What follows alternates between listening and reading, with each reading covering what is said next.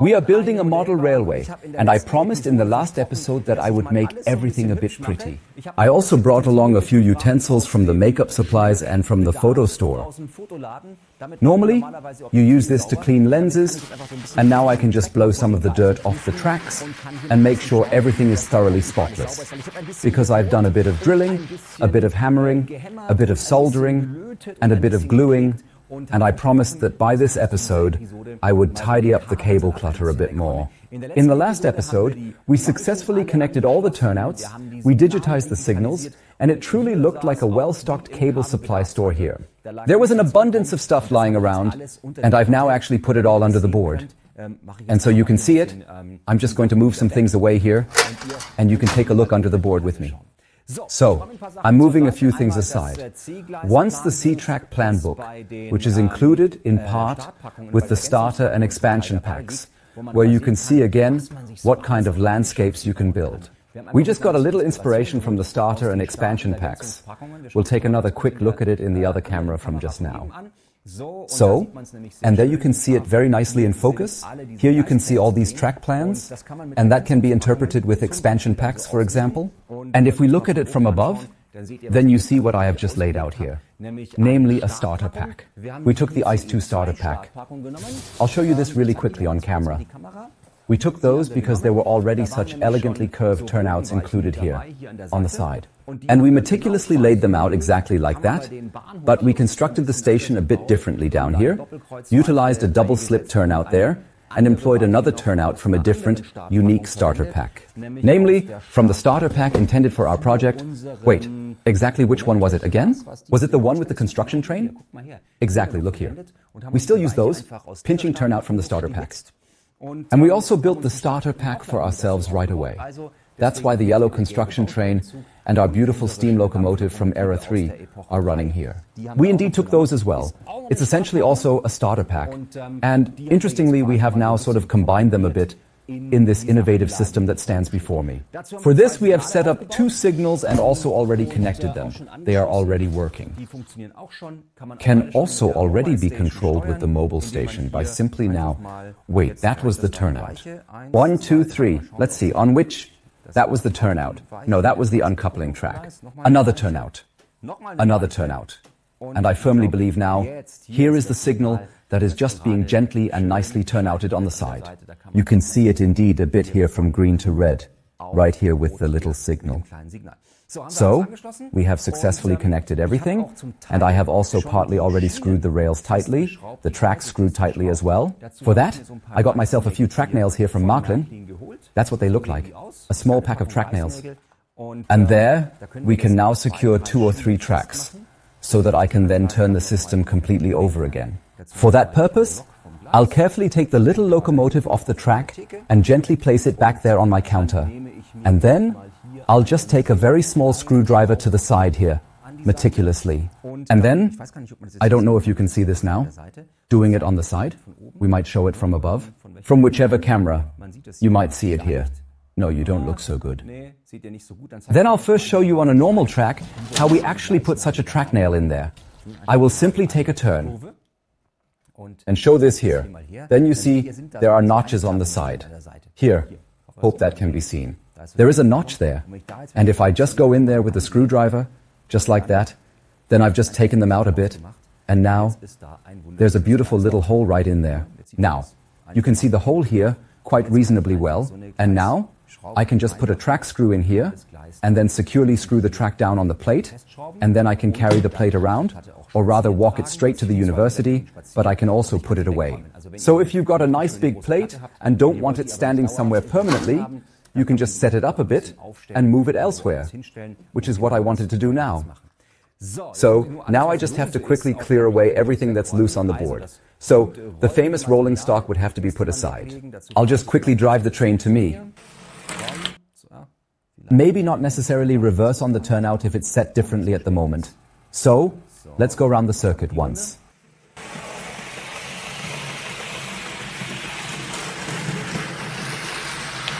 And quickly tidy up the little friend. First, clear the carts to the side. So, this is actually the construction site train from this specific starter pack. And we'll meticulously clean that up first. Can one buy such a beautiful display cabinet if desired? Let's set the terrain crepe aside.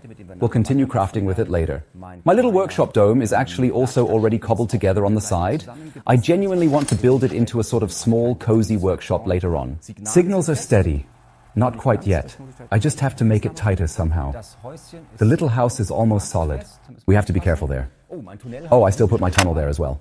It's not yet fixed. Always put it like that. Maybe we'll somehow incorporate it later. So, and is anything else loose? Easy peasy? I don't believe so. Then I'll just try it because I took this substructure from Auhagen. There, I had found something quite beautiful. And here, such a submodule, which you can observe here. And I just put that together now. And that's where I put the system on. You can just buy all sorts of modules here, like sets of modules. And then they are simply screwed together here. We have now done that. And now I'll just show you from the back, so you can see how simple it is to put together your model layout in just a few YouTube episodes. I'll push back. It's loud now. And if all goes well, nothing will fall over now. I'm a bit worried about the second floor up here. Let's see if it holds or doesn't. So, now you can clearly see the facility really nicely from above. And now, I'm just going to quickly pull away the cables from the mobile station. I'll just hide behind the model railway for a bit. So, it's still the case one can carry it. I ensured the plate can be stored. And now we'll just turn this around. Here in the studio, a few camera cables are hanging around. Be careful. So. Now you'll see it from the back in a moment, how we prepared it here together in the studio.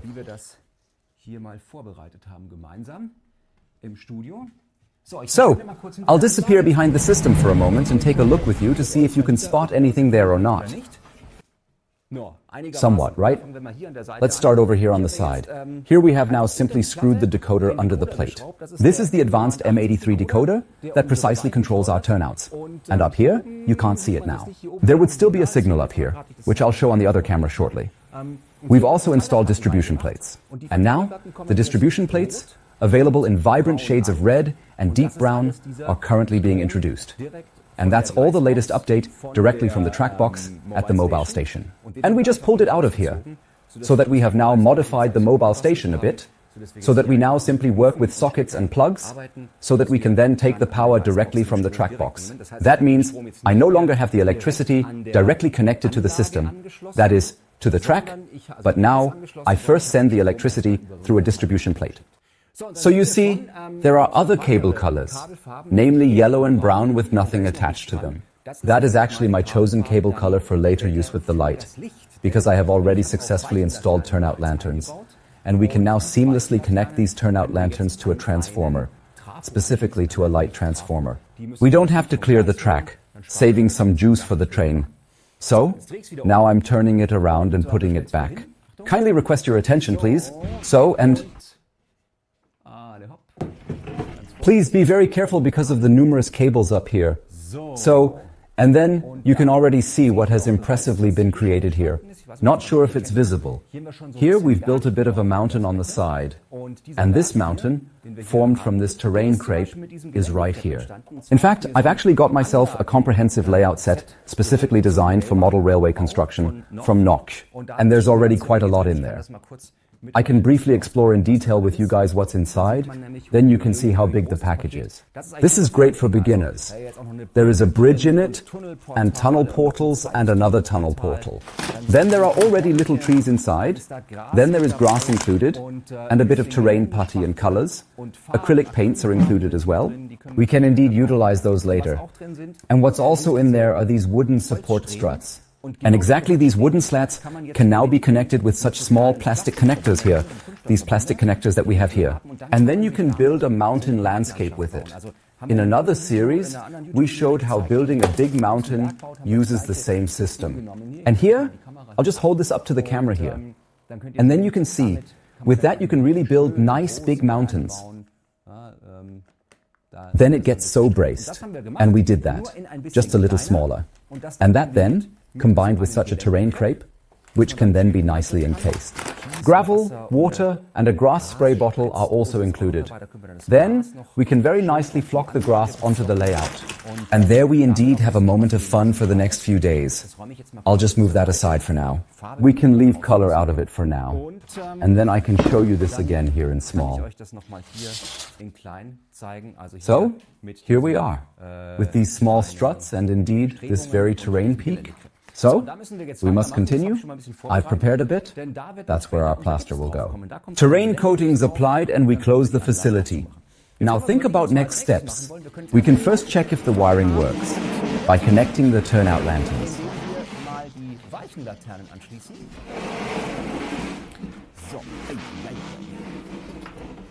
But it can still be easily carried by one person. I have to be careful not to put anything here where I want to go again, indeed. And that I've carefully positioned it back so that you can see it well on the camera. Yes, indeed. You can recognize it. That's precisely how it should ideally work, isn't it? Okay. It holds up reasonably well, doesn't it? So now, kindly take a moment to observe. I've slightly adjusted the track box just a tad. And what I did was, there were these flat plug connectors on it before, and I just snipped them off, and now I've simply put two plugs on it. And now, I can quite easily take these two plugs and establish a connection with them directly to the system, to the two cables back there. You can see that a bit here in the camera now. So I just extended them, and now I'm putting a red plug into a red socket and a brown plug into a brown socket. And in this way, the electricity is now nicely hidden underneath the facility. And this track box, I could theoretically also screw it under the layout. Actually, I could just do it right here, given that there are already two recesses and two holes in it. And then you can also securely screw this track box underneath the layout without any issues. And then the cables just come out here at the front, and right there, where the holes were clearly visible, for example, my connection cable for the mobile station emerges, and then I have everything nicely tidied up and have a system that can also be put away if you need the space in the room for something else. That's quite practical too. So if everything goes well now, then the system will also start up again immediately, or then my little locomotive will also run. Let's test drive. And let's press stop for a moment, and then just drive again. That's precisely how it should be. And my signals should work too. And now, let's turn on some lights on the system, in parallel as well. For this, I am now looking for a transformer. And I just have to ask behind the scenes for a moment if you could pass me one quickly. That would be great. Thank you. And something like this. This is a safety transformer, which one could use to control analog systems in the past. And indeed, you can utilize it quite wonderfully for the comprehensive lighting control of your entire system. You can also theoretically buy individual light transformers from different manufacturers. But maybe you still have one from an analog model railway. Then you don't have to discard it, but can reuse it. Plus, you can buy that too. You can also drive digitally or in an analog way. That's kind of an alternative. Please do not combine it with the track current now, otherwise it will go zap, and that would not be good. But here, you can clearly see the little booklet included, and there, you can observe something truly special. Namely, that this particular transformer has 4 connections on the back, specifically red and brown. For effectively controlling the system, this right here would indeed be the throttle, where you can drive either slowly or fast. And we don't need that. So we don't need this up here, we can forget about that. But we can use this here with yellow and brown back there, and that would be our light flow. And then we can effectively utilize the turnout right here, enabling us to effortlessly turn the lights on and off throughout the entire facility. And below, you saw I'd built distribution plates for myself. That means, if I now wanted to create interior lighting for houses, I've brought what that looks like. I have one here. There are from different manufacturers. I have now brought one here from Fisman. Then, for example, you can install such lighting in the house right away. And there are special boxes for that, so that the light does not go through all the rooms, but can illuminate each room individually, for example. And then you just attach LED strips to them, and you could also just connect them now to the yellow and the brown plug or socket here, and then these LEDs would already light up. Can we then build later, if we install the house lighting in the workshop, for example? Then one could do it accordingly and could directly connect it, and could say, the whole entire workshop should light up, Or only this specific room here should light up. On the side, only this room or exclusively this one window should light up. Then one could quite simply regulate it with these boxes in the back. We can even turn lights on and off individually. I'll show you again in another video how that works. So now, I'll actually take the light transformer very briefly and precisely connect it here. I'm just going to refer to it as a light transformer now, because frankly, it's not going to fulfill any other role for me. And then, I've already carefully placed two sleeves here, one in a warm, earthy brown, and the other in a bright, cheerful yellow. And now, I find myself in need of two plugs. Plugs, plugs, and more plugs. There are indeed still some plugs nestled away in my quaint little cabinet here. So, I require one yellow plug and one brown plug. And now, I must locate a brown and a yellow cable. So, where were my cables? Ah yes, they were all down here. I even left a few of them partially exposed, making them readily accessible. So let's just go ahead and take those. They're leftovers from last time. You see, the cable clutter can be taken literally. Then you can stow it nicely under the system. Now the question is where I put this transformer. Whether I want to install it under the system somehow or place it somewhere else. I'll just quickly make a cable that would certainly be long enough in terms of overall length. And could you just measure this off for me briefly in the relatively short length here, if you don't mind.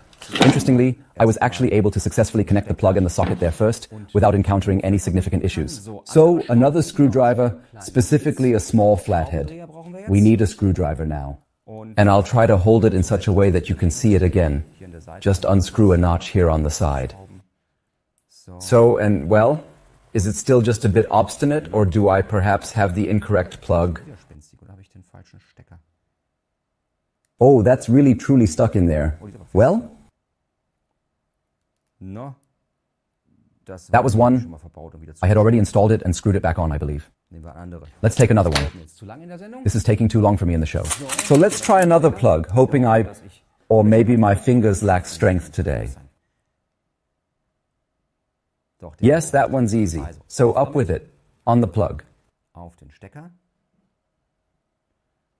So, with a bit of tension applied to it, and now, carefully screw it tight here, then it will already perfectly fit onto the sleeve.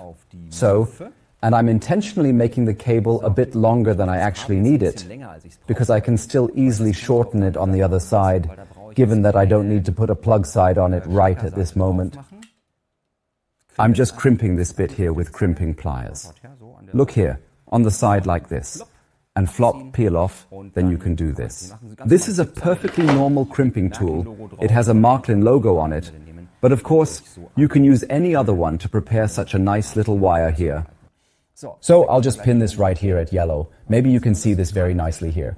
Second here. So, just press this thing down here, and then carefully put it in there. And I'll do it again slowly, just gently put it in. So, essentially, that would be sufficient. And then we proceed to do the exact same thing once again with the brown wire. First, gently loosen the plastic piece at the front, just a bit, so we can access the scarf. Gently twist it around a bit so we can thread it through more easily, into the plug. Now, let's see if this plug can be opened up more easily. Yes, indeed, he does like it. So, the balance of power between myself and the plug is absolutely correct. Therefore, gently stuff just a little bit in, ensuring it makes good contact and doesn't come out right away. And then screw it tight on the side. Just screw it here at the side. I hope you can recognize it to some extent. And then, that's the one side. The page is now just coming, without delay, to my extension. Bit of cable mess here. And then my light is connected in just a few moments.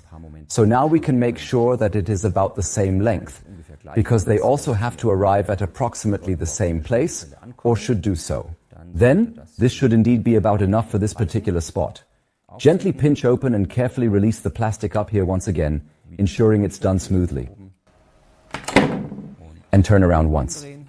So, and now this goes on the other side. Attention, pay attention now, because there are two dark ones, and we take the dark one next to the yellow one, because we are doing light flow.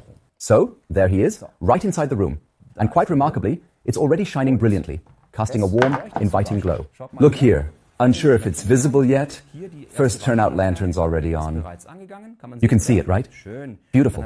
A second turnout lantern is on the side. You can't see that well now. And if we look from above, maybe we can see a bit. From above, nothing's seen. They're all covered. But from that side, one should be able to see quite a bit, looking at this, that all the soft lanterns are already lit. So now, as I said, I could go ahead and also connect the interior lighting for the houses in advance. I wouldn't wrap the wire like that now. I'm only doing this here for the video, so we can move on faster here. I claimed that, then he lies there for 3 years, in the pen. Always tidy up, so you find things easily and can reuse them, avoiding new purchases. So, what's next? I wanted to finish the track screw quickly. I'm pressing stop here for a moment. Now I have turned off the power to the system, but my light is still on, because this is a different transformer here now. That was him now. And you see, with this turnout, I can turn the light on and off separately. I'm going to turn off the power completely here now. Can you now? Yes, it's always quite good for working, just to turn it off. But I could also just disconnect the cables at the back. So, the little locomotive can briefly go onto the siding, because I wanted to tighten 2 or 3 tracks. I just didn't do it because I wanted to show you on the show how simple it is. We take a track screw here, and then, as you can see here, I simply take 1 out, or perhaps even 2. And now, let's see where I haven't yet put any screws in. Here, for example, would be a screw right in front of me. Then I'll go in there with the screwdriver. That was the wrong one, but that doesn't matter in this case now. The main thing is the hole. And then we go in here on the side with the screw and screw it tight briefly. So, and then, in fact, our train presents a substantial advantage. Particularly if you've inadvertently secured something underneath with the track screws, you can, fortunately, unscrew them again with minimal effort. Please just don't screw it too tight. So in other words, screw them tight, but please don't strip the screws with the screwdriver. Then you can open them again, which has the great advantage that if you ever want to change something under the track later on, you can still make changes very nicely at this stage. So for example, if you want to lay a new power cable underneath again, or maybe want to replace a track, then we can still do that. Later, we might even ballast the tracks, which means we'll put a bit of grass around them. Then it will be more difficult to reopen them, because then there might be a bit of landscape around them once they are plastered. Of course, there's also the chance of gluing the cables in place with a hot glue gun, but that's for eternity. Feel free to take your time in this phase. This is a lovely phase. Take a test drive, do a placement test for the house. What should stand where and when? Does the train run well?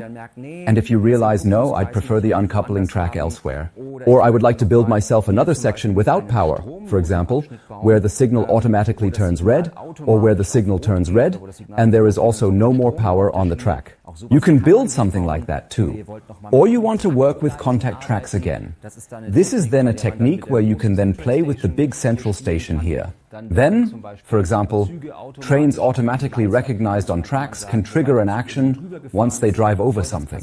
So for automation, you can still retrofit such a system now. But it's also nice when it stays in that state for a year or half a year, and then at some point you continue or start modeling something inside, or say, not much will happen up there, we can close that up. It stays like this up front. So I really like such skeletonized facilities, where you can really look inside, very much, because you can still get a little excited about the technology that comes into play on such a model railway. So, we continue to tinker a bit. Now, I'm going to entirely disconnect the power from the system here, because now it's time for my hot glue gun, and it also needs a few minutes to preheat. I just took a hot glue gun here, just a regular hot glue gun, and I hope that I still have enough glue sticks. Yes, indeed, there are a few more back there. So, just standard hot glue gun, and I'm going to preheat it a bit now. A few minutes, then we can start right away. It's now lying well on the plate. Ensure it doesn't end up on the track, as it's a bit silly to remove hot glue from the Märklin track, or even the locomotive. Therefore, take everything meant to stay beautiful off the track. Sometimes, I simply use masking tape to cover the tracks completely.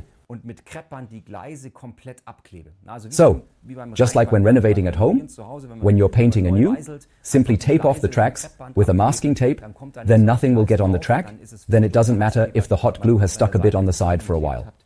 Otherwise, just put something underneath, which can then also be covered in glue, like a paper or something along those lines, or a piece of wood. Wood is naturally in the best case here because it can get hot, nothing happens. So, while the glue sticks, or rather, while the glue heats up, let's first see what comes next. And it continues with these little friends here, which I have thoughtfully brought along now. These are indeed the specific plastic connectors that we might actually need to construct a detailed terrain structure. And we're now connecting them together with a piece of wood. And for that, we now need a completely normal craft knife. And now we can shorten that for now. I'll give you a sense of how tall a mountain can be by simply cutting it in half for starters. I'll take this particular thing here now, and be careful. Just gently roll it up. Just like here now. Roll over it a bit. 1, 2, 3, 4, 5 times as easy to roll. And then you have a little notch here. And you don't have to saw through or drill through entirely. That is not necessary at all. But now, you can simply break them apart. And now they have already shortened this little stick so much. Now our mountain is a little less high. But take a look at this. If we were to take that as a mountain now, wow. How many locomotives high are we? 1, 2, 3, 4 locomotives high, indeed a sizable mountain. We can rebuild the Gotthard Tunnel. So I'm going to do half of that again now. About half is about here. So, roll that back again. Ensure fingers are far from the knife. Rolling out is good here. So, 3, 2, 1. Let's do it a few more times. Roll nicely, not too much pressure. Now just cancel again. And now we have already reduced our mountain a bit in height. Now he is perhaps about a hand's breadth tall in size. So, and now we take the two again and roll them out again. But just the two of them for now. So mind your finger again.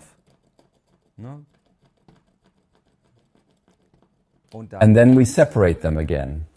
And now we can put these two in there, for example, and can also split it again here in the middle. Simply cut in here with the craft knife. And now, for example, we have already built ourselves such a driveway here on the side. Now we can already build up there. Take a look at the size of that. That's not so high. That actually seems very, very small. And now I'm going to put that back there on the system so we can see it's already bigger than my house. But now, of course, I don't have to go on it at ground level. I'll put something on there so we can see how high our house would stand now if we put this on it. That would almost be like a complete second floor, in which we would then have this house, if it stands up here. So it would be really high on the mountain.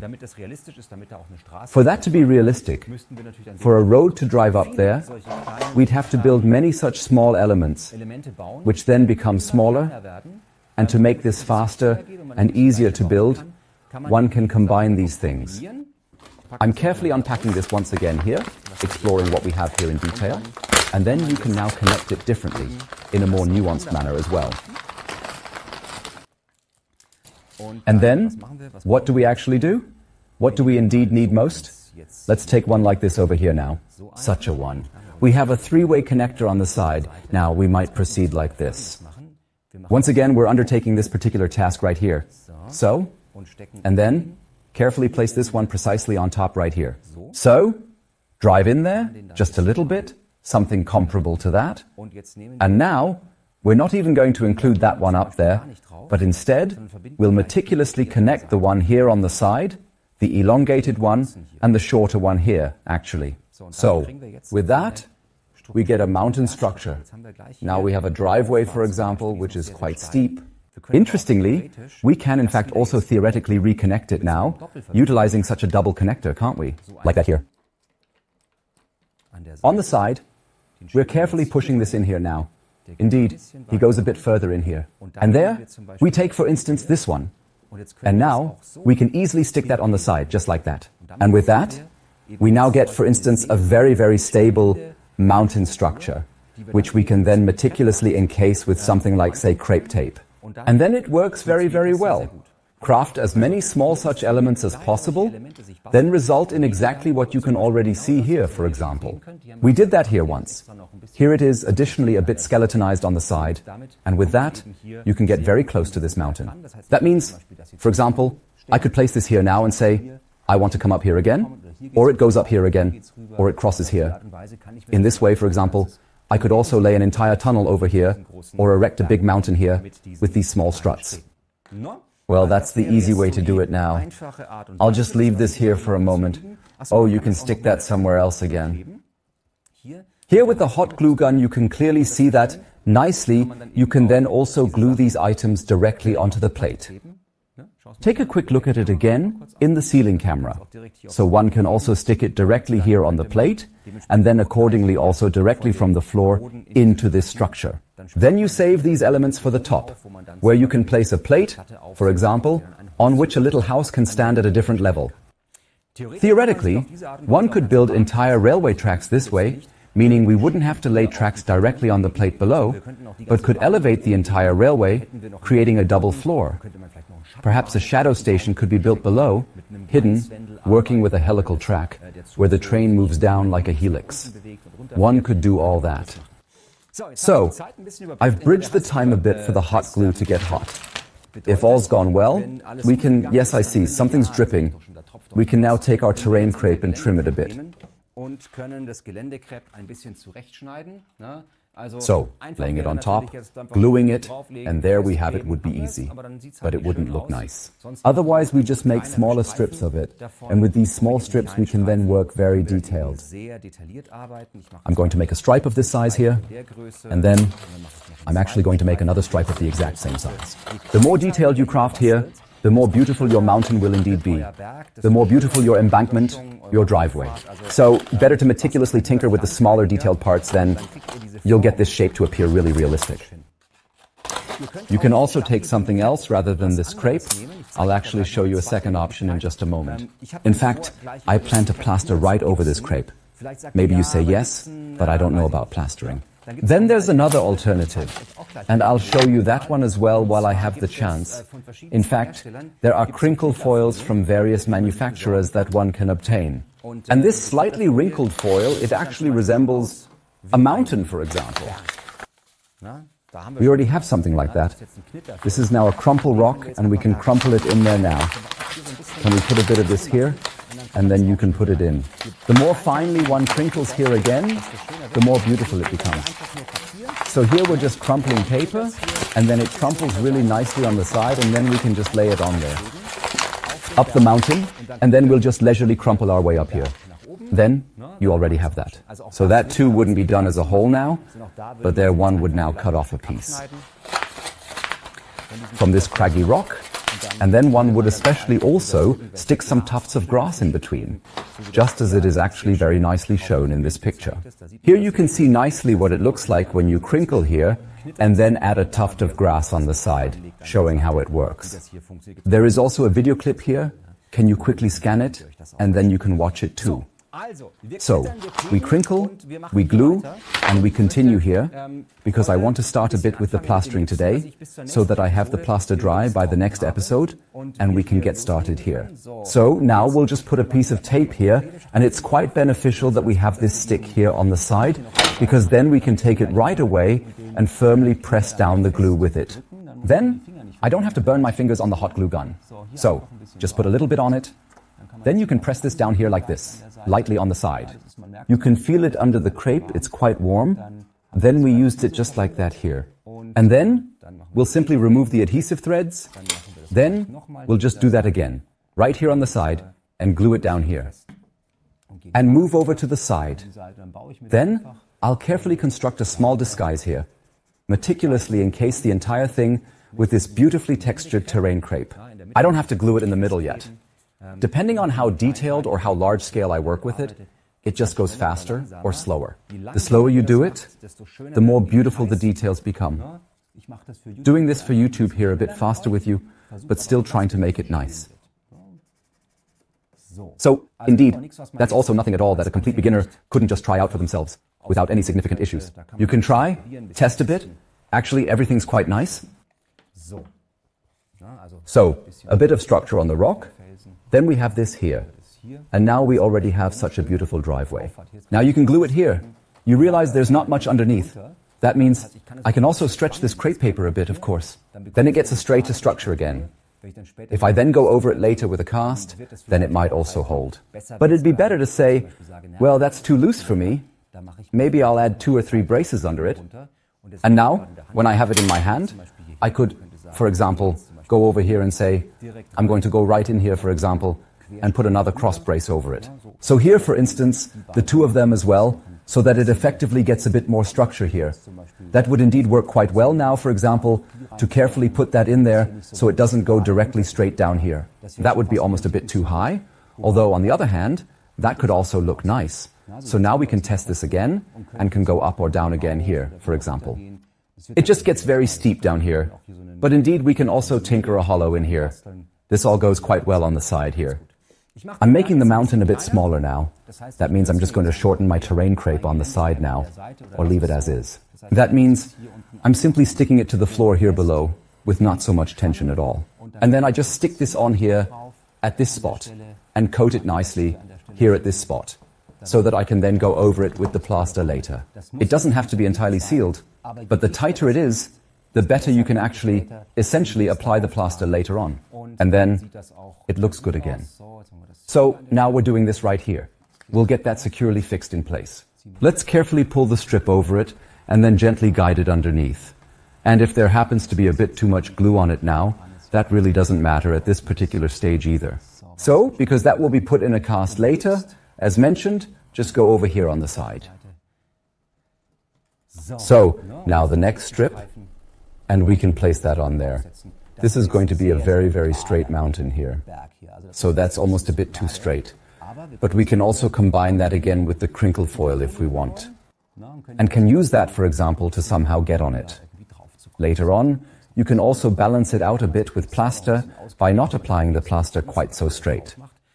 But in this way, we can also go over here once again, and then it will be extremely flat on the side, or even quite mountainous. So, I'm just going to do this calmly, and then we'll see what it looks like when it's all finished. In the next episode, we'll do some plastering and continue. Otherwise, you'll need to wait for 2 hours in this video today. Therefore, I'm going to stick this down now. And then you watch the next episode to see how it continued, when we also work with colors and with texture paste for the ground, for the streets, and everything else. Have fun recreating, and always take a brief break now and then to simply enjoy another delightful round on the train. So, while the glue dries, and while the plaster dries, just always have fun with the little train, and, in between, just take another little round with the right locomotive. Here she is, and then she can start driving right away. So, here we go. Have fun recreating, and we'll see you in the next episode. There is a cable obstructing the way.